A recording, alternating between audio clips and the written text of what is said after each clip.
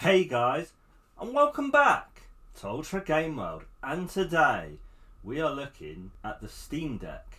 If you haven't heard in the last couple of days, the Steam Deck is a portable gaming machine, which is basically like a portable PC.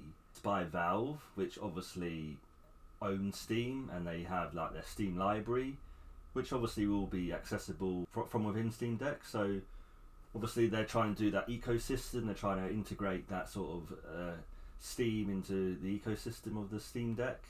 So what we're going to do today, I'm just going to have a look over the sort of tech specs and sort of say my opinion on what I think it could be the good things of the device and what might not be so good about it, and probably look at the price and what have you, and then sort of go from there. So let's jump into those tech specs. So the processor is the AMD APU. It's the like a second gen Ryzen, I assume. So 4 cores and 8 threads. For a portable device, a pretty good processor in my opinion. That's, you know, a desktop PC would be still a decent PC with 4 cores and 8 threads. So yeah, it runs between 2.4 up to about 3.5 gigahertz. So probably depending on what you're doing, it kind of fluctuates, I would think. So obviously if you're trying to save a bit more power, and obviously because there's going to be battery life as well, which is going to be the big thing with this device. So if you want to save a bit of power, it'll probably sort of downclock a little bit if it's needing to save power. There might even be power settings in it. I don't really know exactly yet. It's still unclear the actual, until the device releases. We're not going to know absolutely everything, but this is just what we know here anyway. So moving on to the GPU, it's the RDNA 2 version, and this runs at 1.6 teraflops around about.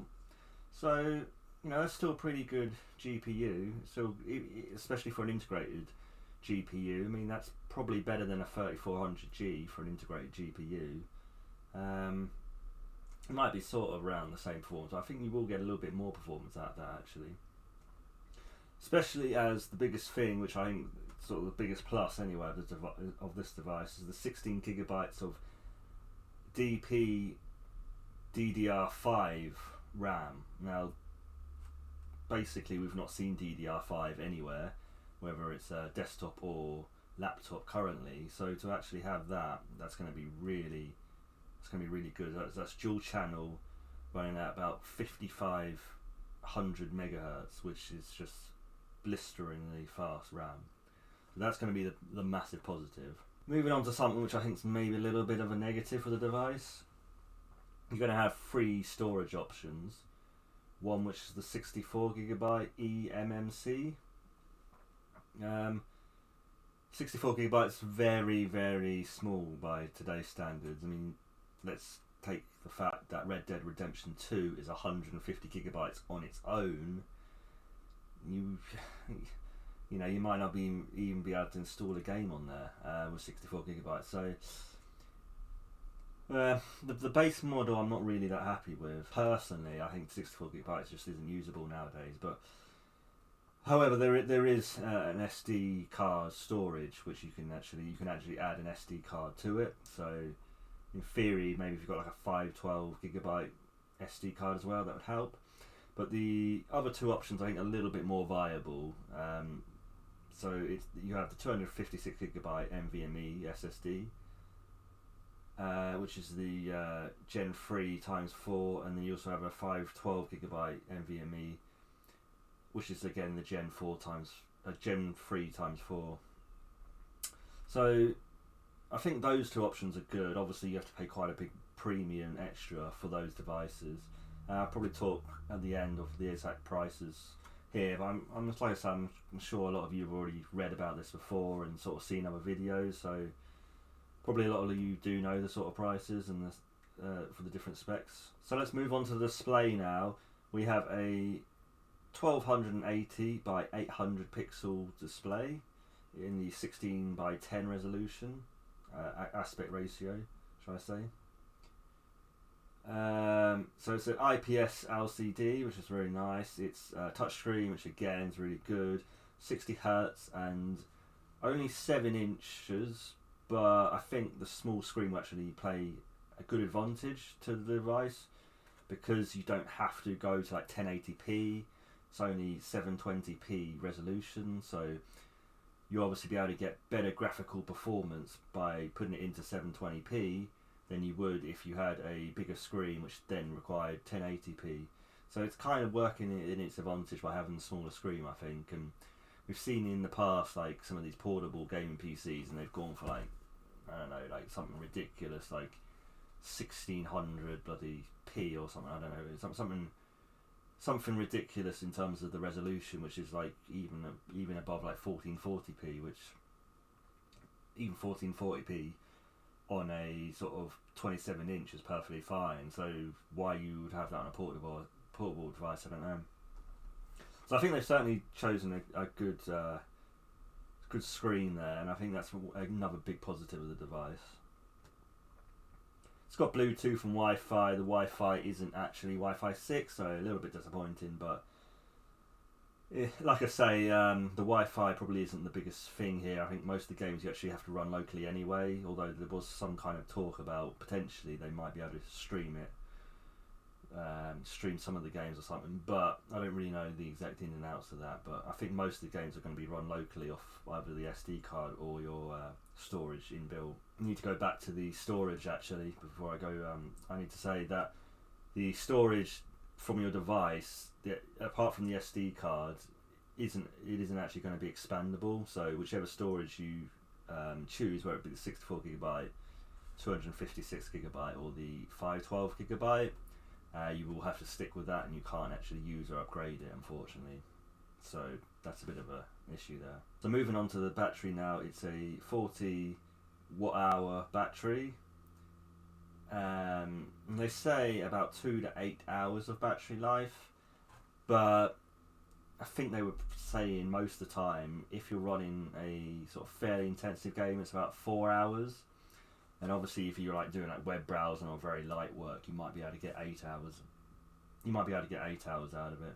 So it has USB-C support, which is very nice, so you can actually plug like a USB-C dock into it. It actually will come with its own dock as well. It won't come with the dock, you'll have to buy it separately. But they will actually release a dock for it, but any USB-C dock will actually work fine, and you can use an external display through DisplayPort. Then obviously you can put like USB devices in, like your keyboard and mouse and what have you. You can actually use this as a normal PC as well, so when you've got it docked, and you could actually have, like I say, your big screen, your keyboard and mouse, your headset and everything all wired up. So yeah, I do think the potential is there in this device. I mean, I'm a bit concerned how it would work if you actually got it onto like a bigger screen, and how the 720p resolution would that then scale up to 1080p potentially if you wanted it on 1080p, or would it stay at 720p? I don't really know how it all exactly works in terms of scaling from the actual display itself, the actual 7-inch display, up to say like a 24-inch or 27-inch monitor. I'm not really sure how that's going to work, but again, that's probably something we're going to need to find out. Now the operating system is SteamOS 3.0. This is like a Linux-based OS, but you can actually put Windows 10 onto it, or whatever Windows you want onto it. But I think for this sort of device, you're probably going to want to just stick to the inbuilt OS person. You're going to want as lightweight OS as possible, and I'm pretty sure Steam are going to make a very lightweight OS, because all they're going to want to do is have this more or less as purely as a gaming device, really. And there really isn't any need for it to be anything else. So yeah, and the weight is 669 grams, which is a little bit heavy, seeing as the Switch is probably only about 300 and 350 or something. And that's kind of its main rival, the Nintendo Switch, I would say. Obviously, the problem with the Nintendo Switch is it's all locked down into Nintendo, and you can't play, obviously, things like PC games, or you can't put other libraries in. So even with this device, you'll be able to have your Steam, you'll be able to have EA's store, the Epic Store, sorry. You'll be able to have like anything else, like GOG or anything else.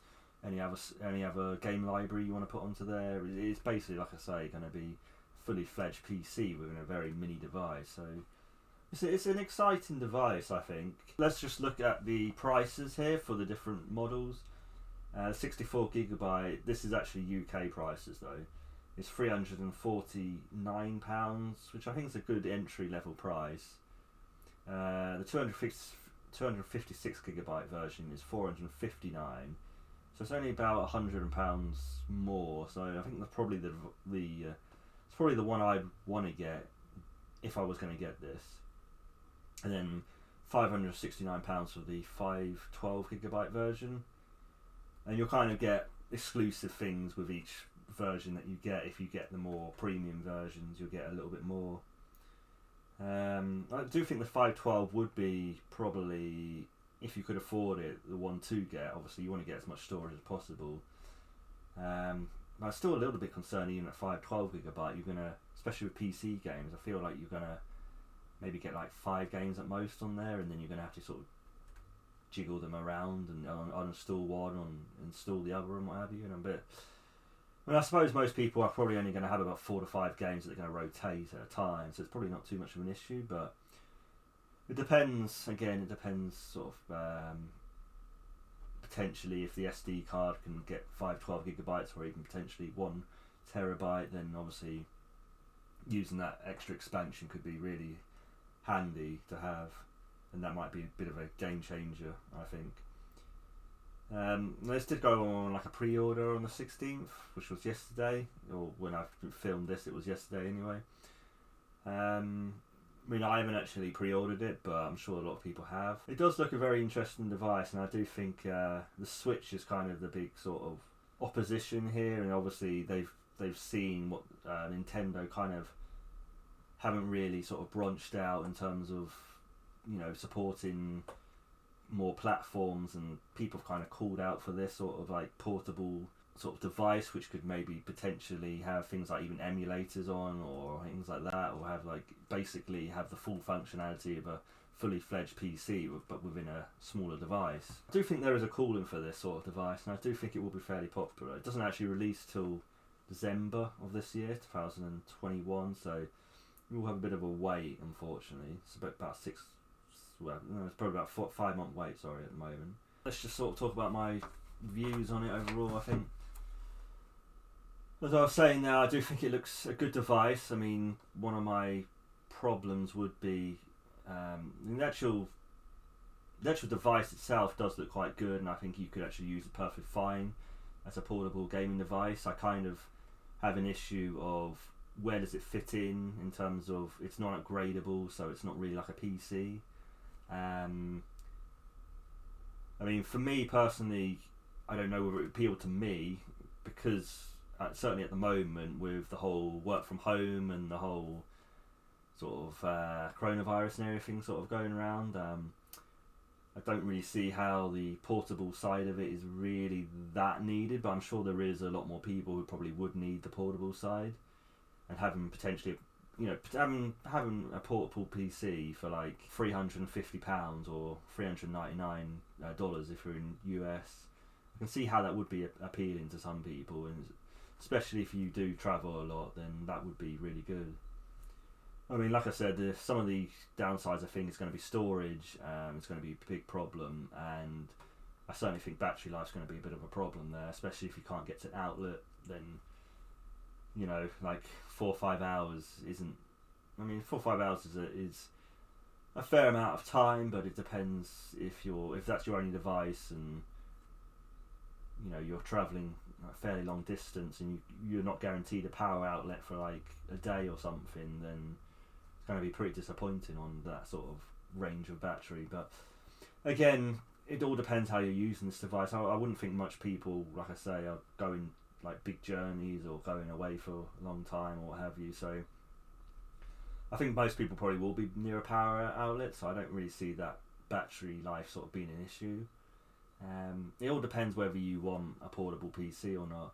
I mean, personally, one of the things I love about PC gaming is the fact that it's all, you could upgrade your own PC as you go along, and it's all user changeable. One of the things I don't like about the Steam Deck is how it's all obviously, you know, everything is just locked down and it's one device, and it's obviously like a console in that terms, where it's non-upgradable at all.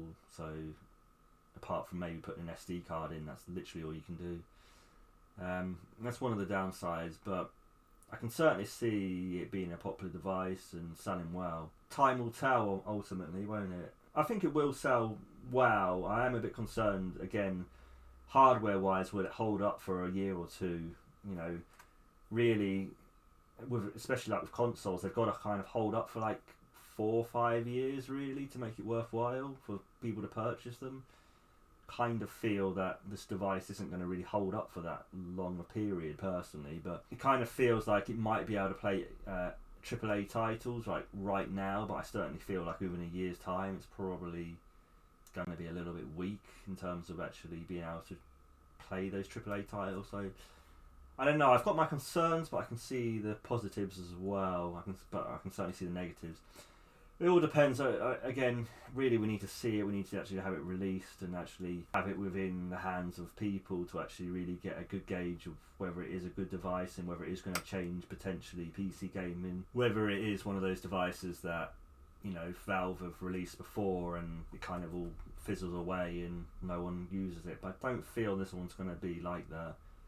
I do feel like this one's going to be adopted fairly well, and in the sales, the actual site crashed. So the pre-orders, the site actually crashed. So I do think it's going to get adopted well, and I do think there's a lot of potential there. And obviously what they're trying to do is this whole ecosystem thing, and trying to get that ecosystem, get you integrated into it, and then potentially have more manufacturers to actually make devices, but they'll probably use a lot of the technology from the Steam device. So yeah, it's going to be an interesting time, and this is an interesting time for PC gaming, and I hope everyone else is enthusiastic. And you know, I think this is a good time to be in sort of like that world of gaming. So yeah, I think I've kind of gone on long enough here with this video. So if you're liking this video, please give me a like. Please comment below what do you think about this device, and obviously please subscribe. And I will see you in the next one. Bye guys.